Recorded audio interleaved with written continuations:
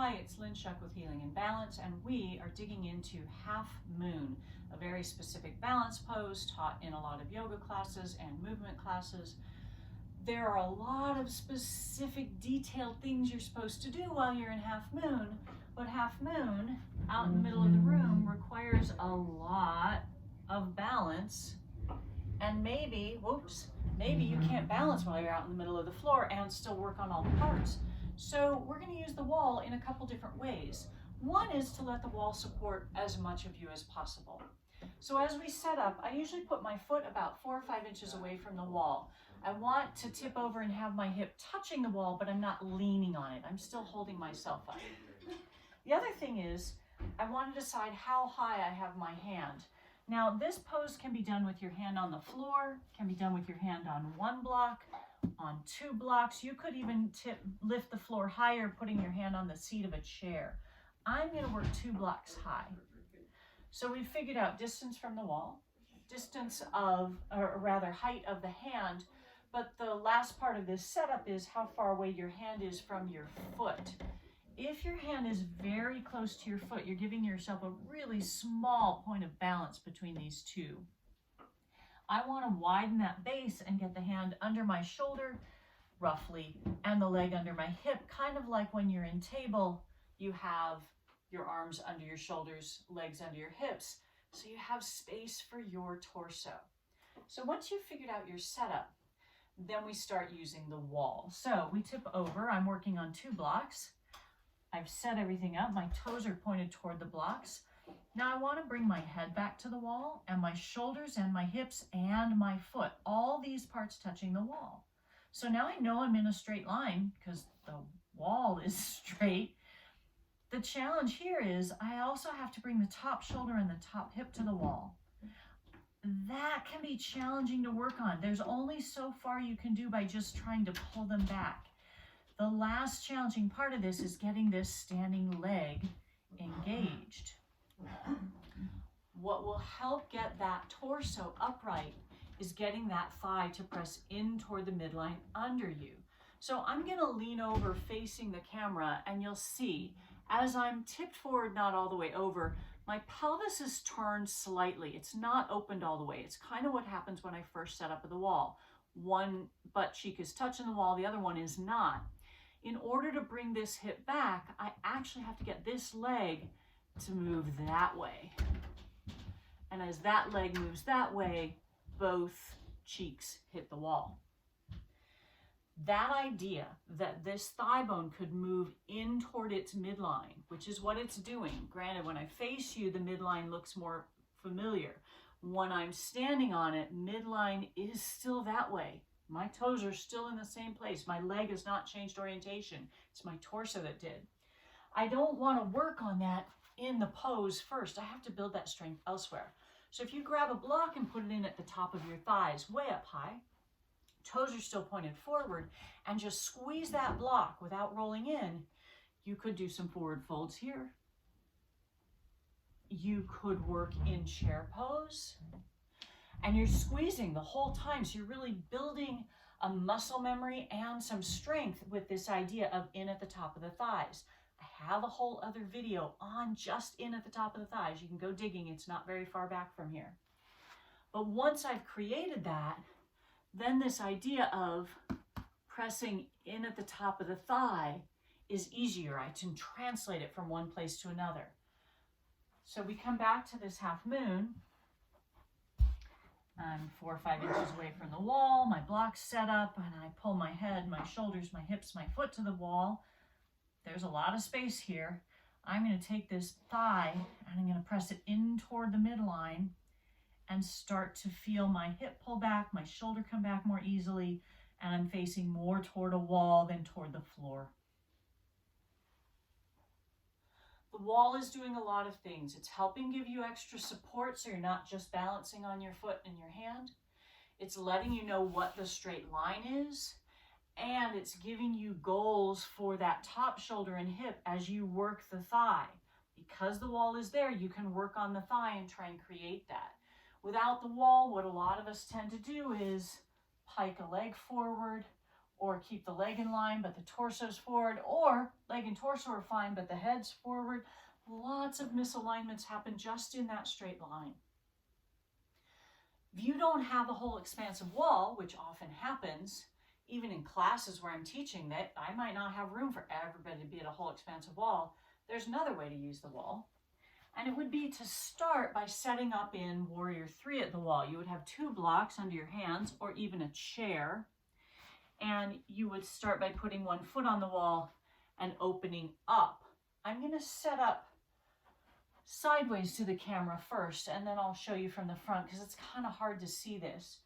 As you're setting up and you have your blocks under your hands, if I'm too far away from the wall that I have to lean back to find it, and my hips get behind my leg, if someone told me I have to let go of the wall and I have to shoot that far forward to get my balance, I'm too far from the wall.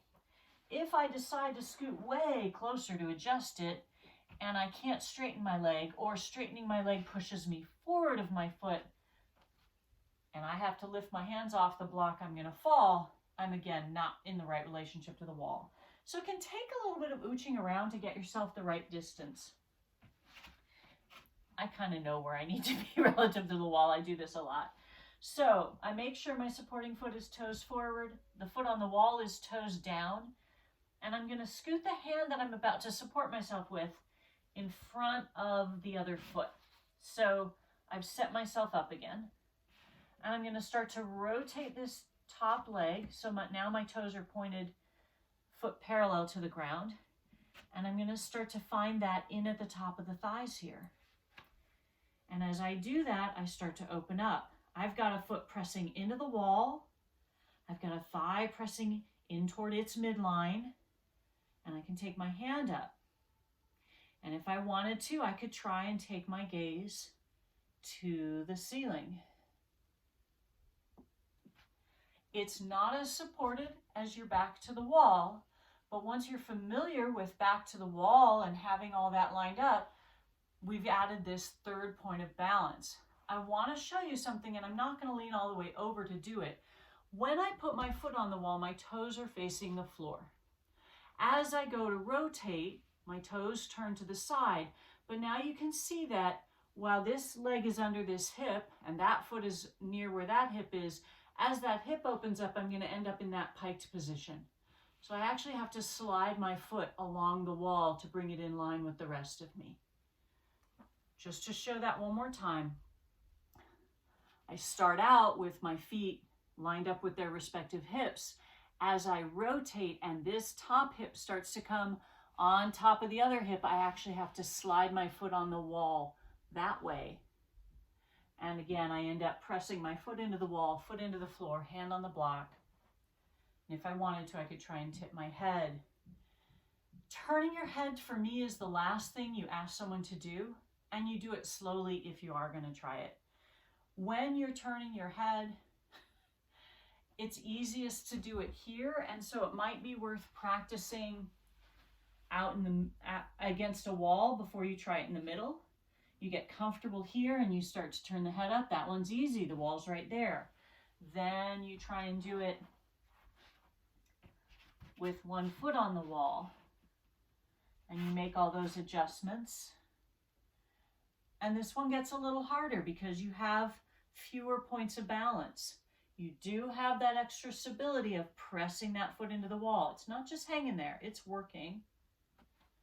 And then you just see what happens. You take it out into the middle of the room without a wall behind you. And maybe you make it and maybe you don't. And some days balance is wonky and some days it's good. So don't judge how well it goes, especially if you're trying new things in it. Whenever you change the shape of a balance that you're used to, you are going to be in a new pose and it will be unfamiliar and your muscles may freak out on you. And that's why people end up losing their balance when they add new instructions. So here we go. I know I want to work with 2 blocks high. I'm going to angle myself slightly so I can fit on the camera, but still do this in the center. So I find my balance. I'm going to press this thigh in as I start to open things up and find my balance again, which I don't have today. If I want to, I can take the arm up and maybe I start to turn my head.